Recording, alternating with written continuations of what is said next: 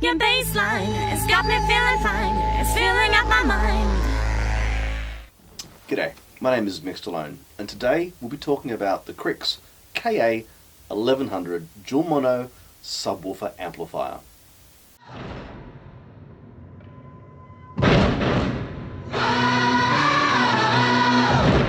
Ladies and gents, this is the moment you've waited for.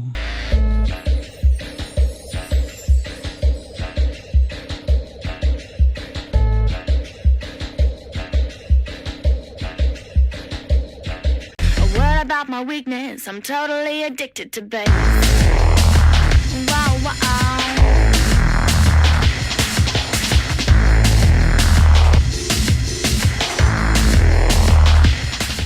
The KA-1100 is not just a piece of rebadged electronics. It has been designed from the ground up and assembled right here in Australia, in Adelaide, in the Krix factory by the very clever team at Krix. Wow, wow. When Krix created this subwoofer amplifier, whilst I'm always excited when a product is developed and made in Australia, I did question why. Can they make it cheaper? Can they make it better? There will be some comparisons made between the Krix KA-1100 and the existing Yamaha PX Series subwoofer amplifier that we have been using very successfully for many, many years. In this video, I will be running them side by side. I'll be playing them at very similar levels. I will set them up according to Krix recommendations, both for the Yamaha PX amplifier and also the Krix KA-1100. There are some improvements on this KA-1100 already that we know about. The fact that it has a 12-volt trigger, it's a fanless design, it has a proprietary custom-made 24-bit processor, 3 presets for ease of use, but ease of use does not justify the price. What we want is performance. So, in this review, we will have a look at the amplifiers side by side. We will compare them with some movies and some music, and I will give you my opinion on whether or not the Krix KA-1100 is worth the money and worthy of being the subwoofer amplifier in your home cinema. As it turns out, the KA-1100 is around $21.95. Which is a lot more expensive than the Yamaha PX3. It's more expensive than the Yamaha PX5. So what makes them think that this product is going to be popular just because it's got the Krix badge? And I am, as everyone knows, an unashamed fan of Krix. I'm a fanboy. I love the products, I love the people. But I don't want to be selling something just because it has this name on it. I want to sell something because it does what it's meant to do and it's value for money. And that's been one of the things that I've loved about the Krix product range forever. They've been incredibly good for the dollars that you're spending. They shoot way above their weight. So to make an amplifier, to use electronics, it has to perform.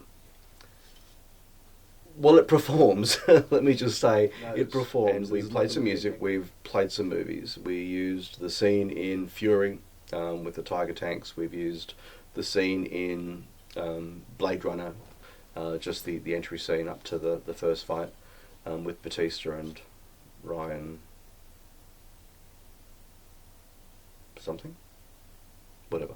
And we also played the music scene from the beginning, the stamp from Greatest Showman, and then just some music, some heavy bass music. I kept it consistent at the same dB level for both amplifiers, essentially letting the receiver do the processing.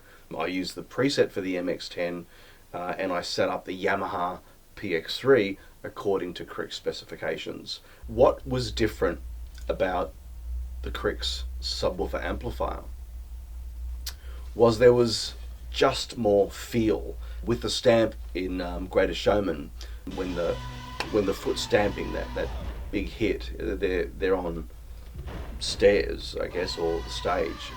You get the hit.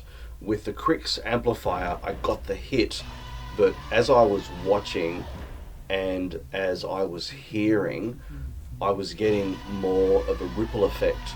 So as the hit the foot stamp, hit the stage, it spread. It spread. I could hear it spreading. I could see it kind of spreading. It's going with the music, and that would be the natural reverberation of the stamp. And I felt more of that. I felt that it was hitting me in the chest, in the center of the chest, and then it was spreading out. It was spreading out. It was spreading out. And that was a bit more noticeable than with the Yamaha PX Series subwoofer amplifier. The music sounds great. The music that I played sounded very, very good. What you don't want to lose with a subwoofer amplifier and subwoofers in general, you don't want to lose that tightness, that detail. And nothing was lost with the Krix amplifier. The impact is there, but it's still really tight. It's still really well controlled. You know, the intensity of the sub is there. It filled the room beautifully. The room isn't bad. It's I was sitting about 4 meters away from the screen, from the speakers, and my room that I was in was about 7 meters long. It's about 3.5 meters wide. So it's our testing room. It's not really a full-on cinema, and we only had it running in 3 channels: the LCRs, the 2 subs, using the Anthem 540 receiver as the preamp, and running a Krix amplifier for the LCRs. Watching Blade Runner, that opening scene, the distortion is always present, and it was certainly present there. It was very, very intense, and a notch more intense than I experienced with the PX3. It was just something that I kind of felt like it moved me back a little bit when it first hit. And I've seen that scene, so many times. I don't normally get surprised by it, but it actually took me by surprise. After the initial distortion, the information flying overhead, or everything was where it was meant to be. The impact and the depth is just sensational. It's still really sharp though too. It's not just loose waffly bass. It was really well controlled bass, and I guess that's what you want from a subwoofer amplifier, right? Yeah. I turned the amp off when I was listening to the vocals, just to sort of see what the subwoofer was doing to the low register of the vocals, and it's actually it's impressive how much information the sub is providing just to the richness of his vocal range for Batista and the other guy. To be able to be subtle and provide that level of enhancement to the vocal register, I think is really testament to how good the combination of the MX-10 subs and the Krix subwoofer amplifier actually were. The gunshots, the head pounds, everything just has just incredible impact. So, again, I can't fault the Yamaha PX3, but I just felt that I was getting, more involved in it, listening to the same scenes and watching the same scenes with the Krix KA-1100. It was just, the impact was just very, very real. Because you've never seen a miracle.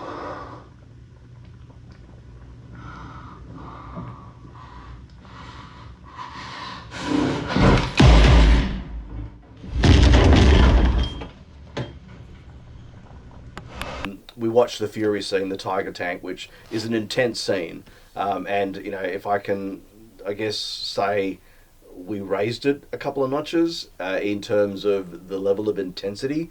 Everything from the acceleration of the tanks, just the way it just draws itself through you, right through to under the massive gunfire. The trail as they're firing, everything just has so much intensity to it. So I was actually very edgy. It was quite a surreal experience to be immersed in something of that nature.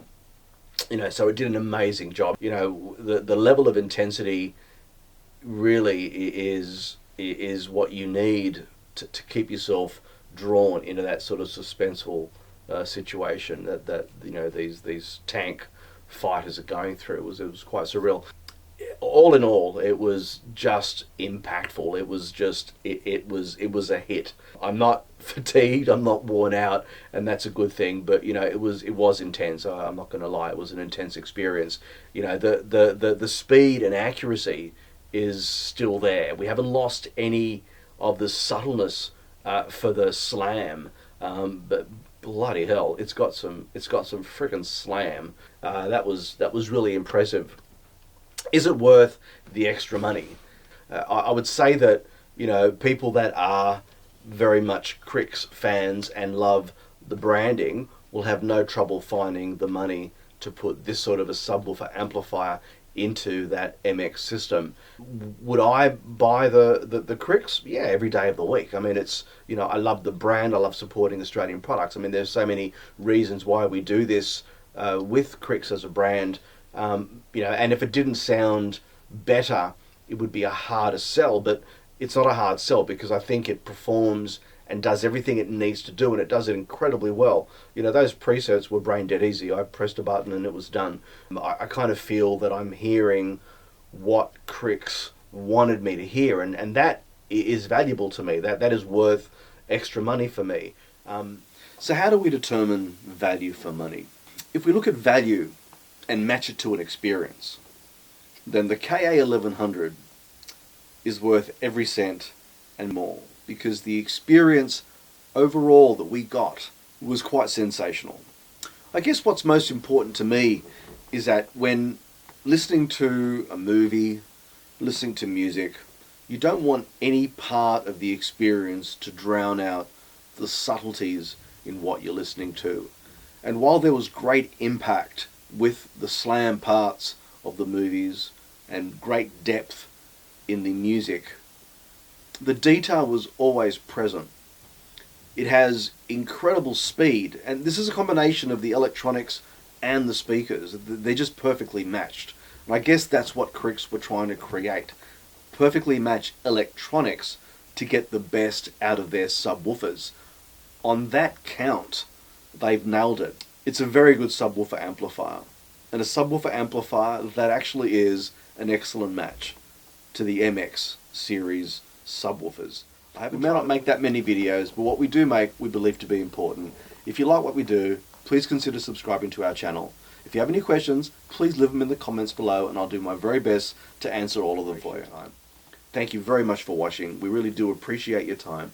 I hope you enjoyed what we had to provide today. If you like what you saw, please give us a thumbs up, and don't forget to subscribe, hit the bell icon, and you will be notified the next time we create a video. Thank you very much for watching, and we'll see you again soon. Cheers. I got two pale hands up against the window pane. I'm shaking with the heat of my need again. Starts in my feet, reverbs up to my brain. There's nothing I can do to revert the gain. I'm looking down to the street below. There's nothing in the way they move to show. They too know what I know. They too hunger for the beast below. Listening to the radio, I feel so out of place. There's a certain something missing that the treble can't erase. I know you can tell just by looking at my face. A word about my weakness, I'm totally addicted to bass. Wow, wow, I'm totally addicted to bass. Wow, wow.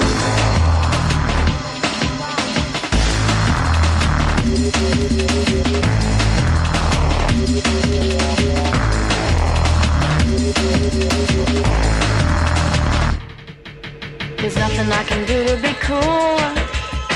I don't sleep till I've had my fuel. It frustrates if I'm deprived.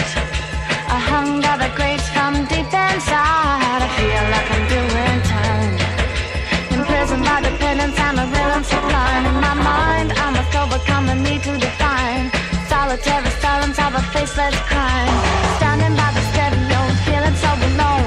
My back against the speaker and I'm moving on my own. Surrounded by so many and they're staring at my face. They're picking up my problem, I'm totally addicted to bass. Wow, wow, I'm totally addicted to bass. Wow, wow. Your bassline is shooting out my spine. Wow, wow. Your bassline has got me feeling fine. It's filling up my mind.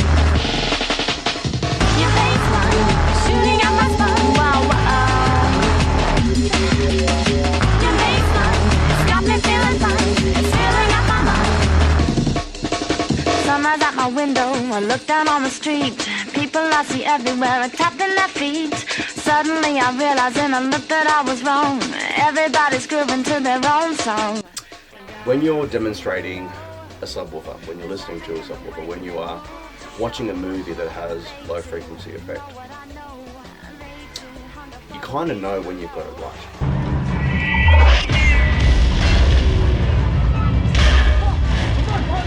The technical specifications give us information, and as important as they are,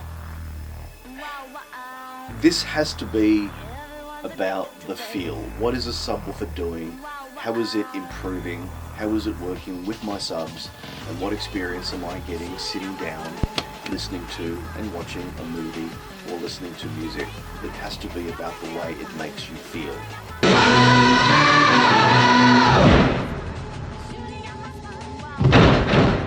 The KA-1100 makes me feel bloody good.